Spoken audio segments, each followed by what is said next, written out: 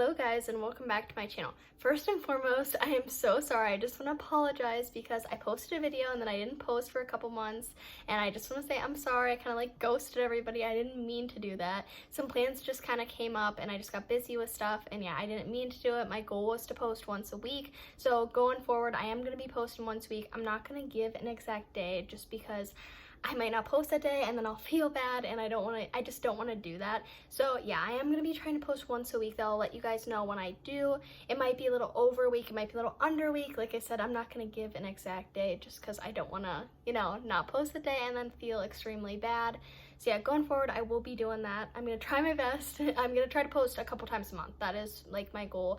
So anyways, I'll stop running my mouth and let's get into today's video. Today's video is actually a solved case, and I'm really excited about that because I really like solved cases, and today's case is the case of Missy Avila.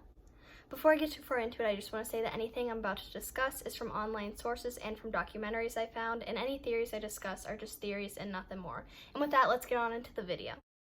Michelle Avila, or Missy as what her friends and family called her, which is what I will be calling her for this video just because, like I said, it's what she preferred and what everybody called her, was born on February 8th, 1968 in Los Angeles, California. Growing up, Missy was an honor student. She did really well in school. She got all A's, and she actually wanted to be a physical therapist when she grew up. When Missy was a kid, about 7 years old, she actually met another girl who would become her best friend named Karen Severson. Now, Karen had actually just moved to that area and to that school, and she was having a hard time making friends. And Missy befriended her, and they became really close and eventually would become best friends. As they got older and entered high school, Missy and Karen actually started to grow apart, and this was because Missy was kind of going through a rebellious phase and wasn't hanging out with Karen as much. She was kind of partying and drinking and hanging out with the more popular crowd, whereas Karen wasn't as popular as Missy was, so their friendship started to fall apart. Karen quickly kind of began getting jealous of Missy because everybody was noticing her and nobody was noticing Karen as much. Like I said, Missy was hanging with more of a popular crowd, whereas Karen wasn't. So this jealousy started to form, which made their friendship even worse. Things would get worse when Karen would actually tell other girls that Missy was sleeping with her boyfriend, and this led to a physical altercation between Missy and these other girls. And not only was Missy and Karen's friendship starting to fall apart, but Missy herself just wasn't the same. Like I said, she was partying, she was drinking, she just wasn't herself. Her grades actually began to slip, and she wasn't an honor student anymore, and things just weren't going well for Missy. Missy's mother, Irene, tried to discipline her the best way she could, but she obviously didn't want to push her daughter away too much for her, because sometimes, obviously, when you discipline kids, it just pushes them away. So she tried to do what she could to make Missy mind, but also not push her away. One of the things Missy's mom would actually make her do is that if she was going somewhere, that she would have to call and check in with her and let her mom know where she is and when she was going to be home. One of the things that Missy and her group of friends liked to do was go to the Angeles National Forest, and they liked to just essentially find a spot and drink and party. And at this point, Missy was a junior in high school, and she actually started dating a boy named Randy, and she really liked him. They actually were very similar. They both liked to party. They both just had a lot of things in common. Now, everything was going good for Missy and Randy's relationship up until about a month into, and Missy actually ended things because she didn't realize when she started dating Randy how much of a partier he actually was and how much he drank. Missy was kind of starting to get out of this lifestyle. Don't get me wrong, she was still partying and drinking, but she didn't want to do as much as he wanted. He wanted to like party and drink every night, and she was trying to get her grades back on track. She was trying to get in school so that she could be a physical therapist. She was trying to make things better for herself since she was now a junior. Now, not long after Randy and Missy broke up, Karen and Randy actually began dating, and this really didn't upset Missy too much. Like I said, she was over Randy at this point, but actually Randy wasn't over Missy, so I'm not sure if he began dating Karen just to kind of upset Missy, but whatever it was, Randy and Karen began dating. At one point, Karen and Randy actually get an apartment and start living together, which I'm not sure if this was to upset Missy or just because they wanted to get an apartment together, but if it was to upset Missy, it really wasn't working because, like I said, she was not interested in Randy. While he was with Karen, she actually witnessed Randy pulling Missy onto his lap, and this upset her for obvious reasons. I mean, I'm not gonna lie, I feel like if you get with somebody that your friend was just with, there's gonna be some past feelings, and I feel like that's just bound to happen and stuff like this, but obviously that upset Karen. Even though Randy kept coming on to Missy, Missy was not interested whatsoever, and she actually told Karen that they should break up just because Randy was kind of a dog, essentially. I mean, he was with Karen and still trying to get back together with Missy, but this upset Karen once again, and they actually ended up getting into a physical altercation where Karen threatened to hit Missy with a beer bottle over her head. From this point on, Karen and Missy were no longer friends, and they were no longer talking whatsoever, and this would unfortunately be 10 days before her disappearance. The day Missy disappeared was October 2nd, 1985, and she told her mom she was going out with one of her friends from school, Laura Doyle. Now, Missy's mom said that this was fine as long as she checked in with her as she always did, and Missy said that she would, and she went on her way with her friend. Now, a couple hours later at 6 p.m., things got a little bit weird when Missy's mom got a phone call from Laura asking where Missy was. Like I said, this was obviously very confusing because Missy's mom was like, isn't she with you? Because she left with you a couple hours ago. And Laura actually said that she dropped Missy off at the park and she hasn't heard from her since. Now, even though Missy's mom was pretty confused at this point, she wasn't that concerned because it was only 6 p.m. and her daughter wasn't due back for a couple more hours, so she just assumed maybe Missy had met up with somebody else at the park and she would be coming home in a couple of hours when she said she would be. But when 8 p.m. came and Missy still hadn't come home, her mom started to worry. At this point, Missy's mom begins calling all of her friends, hoping that maybe she's with one of them, but she has no luck finding her. She was really just hoping that Missy had maybe lost track of time or spent the night with someone and she just couldn't get a hold of her. But when the next morning rolled around and Missy still wasn't home, she called the police and reported her daughter missing. So at this point, police began questioning everybody in Missy's life, including Laura Doyle, who was supposedly the last person to see Missy alive. Laura claims that her and Missy went to a park that they liked to go to, and while they were there, Missy began talking to two boys in a fancy car. That's just what she said, so that's just what I am saying to you guys. She then said that she left to fill her car up with gas, but when she returned, Missy and the two boys were no longer there. Police asked for a description of the boys along with the car just so they could start looking for them and find Missy, but Laura said that she couldn't really remember too much about them and that she hadn't seen them before the park, so there really wasn't a lot to go off of. I believe there were sketches made up of the two guys along with the car, but again, they weren't a lot to go off of just because she didn't give a lot of details about them. They're pretty generic.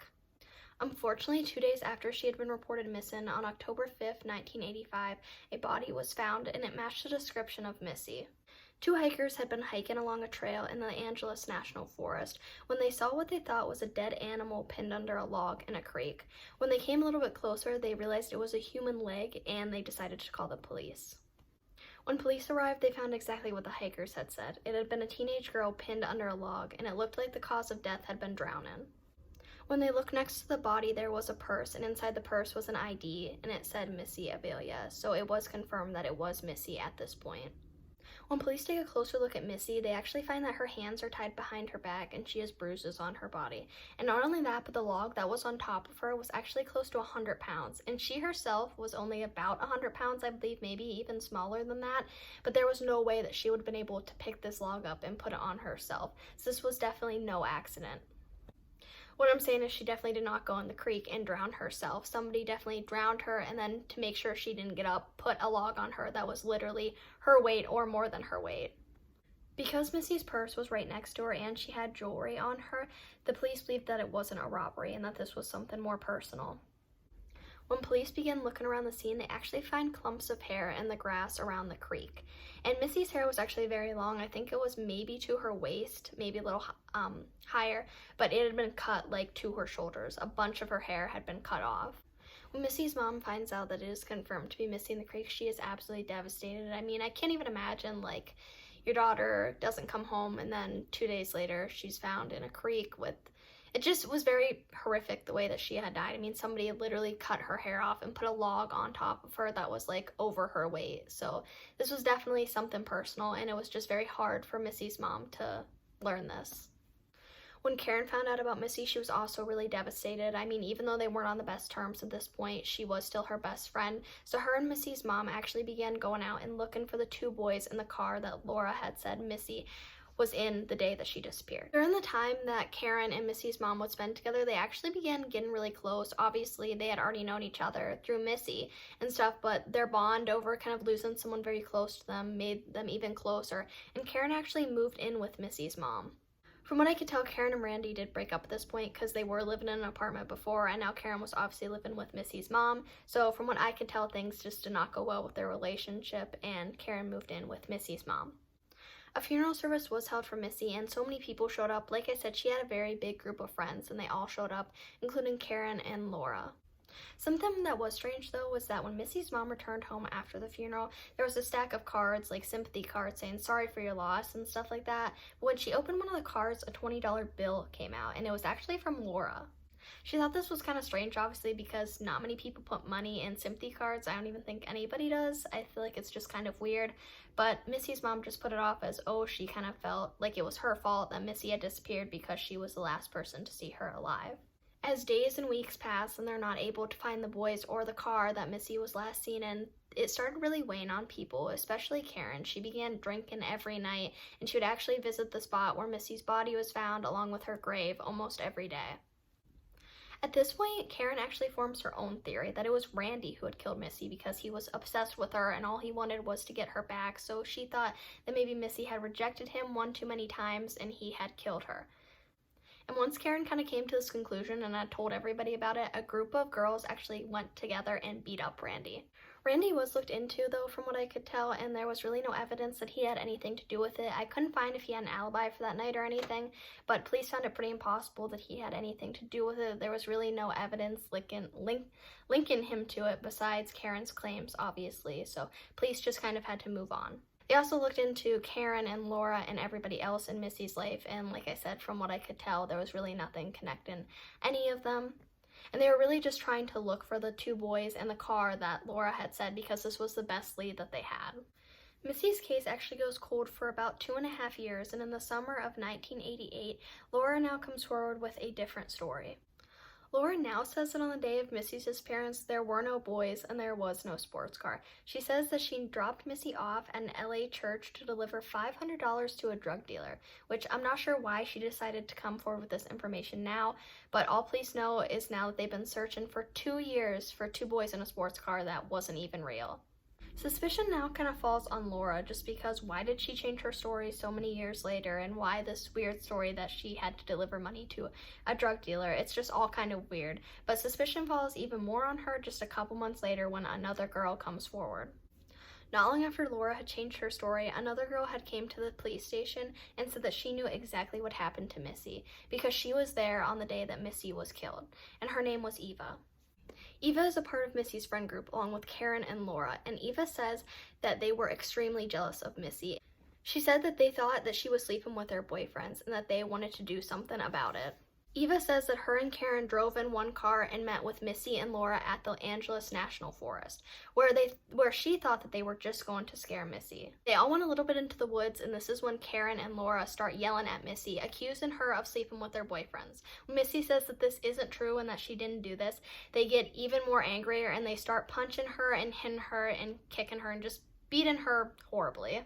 Eva doesn't know what to do at this point because according to her, she said that they were just there to scare Missy, and then one of them pulls out a knife and starts cutting Missy's long hair off. At this point, Eva doesn't know what to do, so she just runs back to the car and waits for the girls to return. But when they return, it's only Karen and Laura. When she asks where Missy is, Laura says that she's dead and that they drowned her and pinned her under a log. And Laura then continues by saying that Missy shouldn't have slept with her boyfriend. When police asked Eva why she waited so long to come forward with this, she said that she had actually just lost one of her own siblings and she felt extremely bad over what happened with Missy because now she had lost somebody very close to her and she felt bad for Missy's family, so she wanted to finally come clean and tell the truth. On July 27, 1988, police go and arrest Laura Doyle and Karen Severson, and Missy's mom is completely shocked and stunned by this when police tell her who they believe killed Missy. At this point, Karen was actually still living with Missy's mom, and she was sleeping in Missy's room and wearing her clothes, so this absolutely just stunned Missy's mom. When their trial begins, Eva takes the stand and she tells the jury exactly what happened that day, and because of her confession and her cooperation, she's not being charged with anything. The prosecution argues that the motive behind Missy's murder was jealousy and rage, and that these two girls killed Missy because she supposedly was sleeping with their boyfriends. The prosecution also brought up countless people that witnessed Karen and Missy's fights and just a bunch of physical altercations between the three of them. A lot of the people said that they had witnessed Karen threatening Missy with that beer bottle that day that they had gone into a physical altercation. Somebody else that also came forward was Laura's ex-boyfriend, and he said that their relationship was so toxic. Laura was so jealous every time that he would even talk to Missy that they ended up breaking up over it. He said that one time him and Missy were just walking down the street talking, and Laura came out and accused them of being together, and and that she said to Missy, quote, "I'm going to kill you, bitch." Now, the defense tries to argue that because Eva didn't technically see the murder, she had kind of just seen everything lead up to it, that her confession was inadmissible. They also argue that none of this was planned and that the girl should get a second-degree murder conviction, while the prosecution was obviously arguing for a first-degree murder conviction. However, after 2 days of deliberating, the jury came back and convicted both girls of second-degree murder just because they didn't think that this was planned. Karen Severson was actually released in December of 2011 after serving just a little over 23 years of her prison sentence. Laura Doyle was actually released just a year after that in December of 2012 after serving 22 years in prison. Now, in my opinion, this is the sickest part. Not long after Karen got out of prison, she actually wrote a book about anti-bullying and just talking about her experience and saying that she has grown from it and just telling people not to bully people, obviously just an anti-bullying book. And she put this on Amazon and was actually trying to sell it for money. When Missy's mom found out about this, she wanted the book taken down, or at least she didn't want it to be sold for money. She did not think that Missy's killer should be profiting off of her murder, which I absolutely agree with. I mean, if Karen says that she's changed and that she's doing this for the better and for anti-bullying, then it shouldn't really matter about the money aspect of this at all. But get this, when Karen's book was put for free on Amazon, she actually took it down, and I feel like this just kind of shows, like, has she really changed? I mean, I feel like she was kind of doing it for the money. When she was asked about this, she said that it's hard getting a job out of prison, and that's why she did it for the money, but I feel like at the end of the day, if you did change and you're doing this for good reasons and for anti-bullying, then it shouldn't have mattered if it was free or not. I don't know. That's just my opinion. I think it's kind of disgusting that she was trying to profit off of killing somebody. Karen also appeared on the Dr. Phil show several years after she got out, and she claimed that she never lived at Missy's mom's house. She said she never moved into Missy's room, never wore her clothes, not any of that. But police and Missy's mom still say that she was definitely living there and stuff, so I don't know how to take that. I don't know if she's just trying to make herself look better or what. I haven't heard anything else from them since the Dr. Phil show. I'm assuming they're just kind of living normal lives now. I'm not really sure. I would like to know your guys' opinions on the second-degree murder conviction. Do you think that they should have gone first degree? Do you think that they should have been released after the time they got? I mean, it was second degree, so I guess the time that they got was justifiable. I don't know. I don't know how I feel about it just because they did bring a knife there. I mean, I know it was just to cut Missy's hair and stuff like that, but I don't know. It seemed kind of planned out to me. They were talking about weeks in advance how jealous they were of Missy. Do I think that they were planning on killing Missy or just beating her up? I don't know. That's where I get kind of confused. I'd really like to know you guys' opinions though, because I'm kind of torn. I feel like it could really go either way, and the only people who really know are those two. At the end of the day, though, Missy did not deserve to die over this. Nobody deserves to die over this. I don't even think she slept with anyone's boyfriends. I couldn't find any information that said that she did, and even if she did, who cares? I mean, nobody deserves to die over cheating or whatever, and I feel like at the end of the day, the girls should have gone mad over their own boyfriends and not Missy. I understand it's upsetting if you find out your friend is sleeping with your boyfriend or girlfriend or whatever, but at the end of the day, I feel like there should also be blame on your boyfriend or girlfriend. I don't know. That's just my opinion. I understand getting upset at the other person too, but I feel like most of the blame should be on your partner because they're the ones who made the choice to cheat on you. But again, I don't think Missy even did any of this. I think they were just jealous of her and killed her over their own jealousy and insecurities. So I don't know. It's just really sad that Missy's life had to end over this, over rumors that aren't even true. And my heart really goes out to Missy's family. I mean, I can't even imagine her mom, like, living with her daughter's killer for 2 years. Like, she was living there up until Karen was convicted. Like, she was living there for 2.5 years or however long it was. Anyways, that is it for me today, guys. I really hope you liked today's video. I'm going to be doing more solved cases in the future. Please leave some requests down below if you want me to do any of the ones that, any cases that you know of. I have some planned already in the future, but if you want me to do a case that you would like to hear, I would love to do it. So put it down below, and I will see you in my next video.